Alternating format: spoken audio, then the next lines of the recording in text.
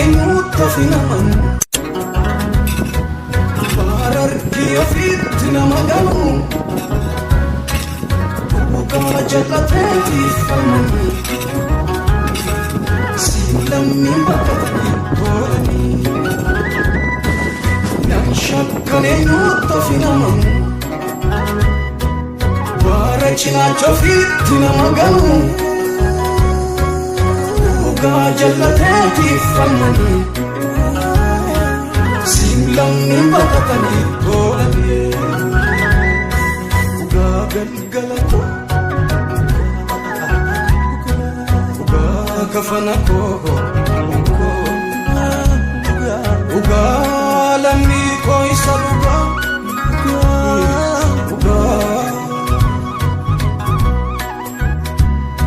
dhugaa galgala koo dhugaa dhiiga koo dhugaa lammii koo isa dhugaa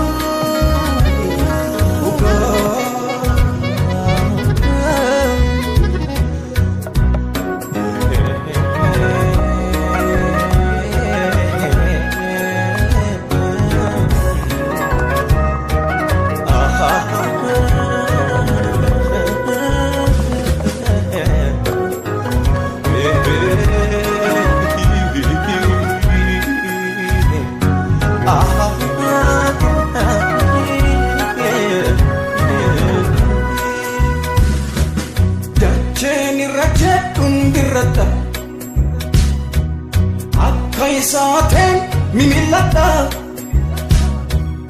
ammayyuu hin beekon dura koo mee waa dhageessisi kaa gurra koo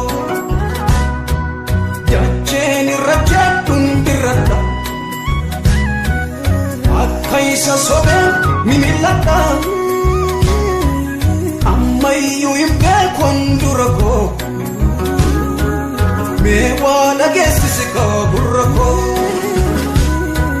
nan shakkan eenyuutti finaman baararkii ofiitti nama galu dhugaa jallateetiif falmanii siin lammiin baqatanii boolanii nan shakkan eenyuutti finaman baara cinaacha ofiitti nama galu dhugaa jallateetiif falmanii siin lammiin baqatanii boolanii dhugaa galgala koo dhugaa kafana koo dhugaa lammii koo isa dhugaa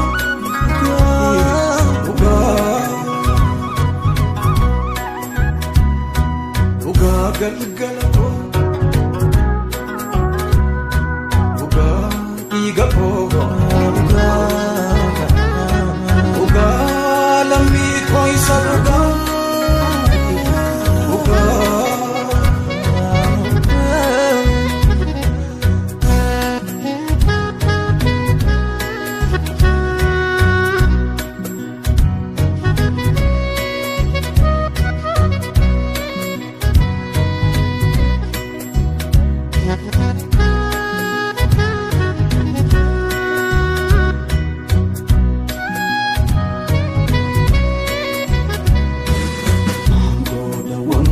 Rafoko Keyon se chufe ke sansoko Kanyo dunten abuangako Kabat enta amukabako Angoda wanta guraf kolfo chufe mafansoka kanyo dunten abuangako kaba enta am lafabako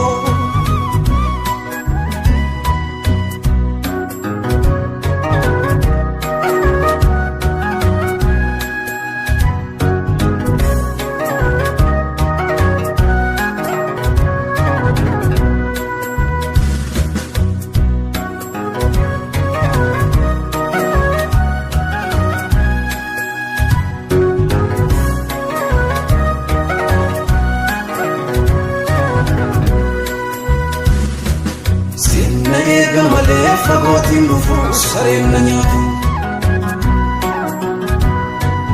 Gaafa hamaa tokko beeka jalqabaa nama na laatu. Ammassumaan qabaa miji koosirra eenyurre miti. Jajjabinaan qabu sirra jabee onnee koo biti. Sinna eega malee fagootiin dhufu gudaan na nyaatu. Gaafa waca tokko beeka jalqabaa nama na laatu. Ammassumaan qabaa miji koosirra eenyurre miti.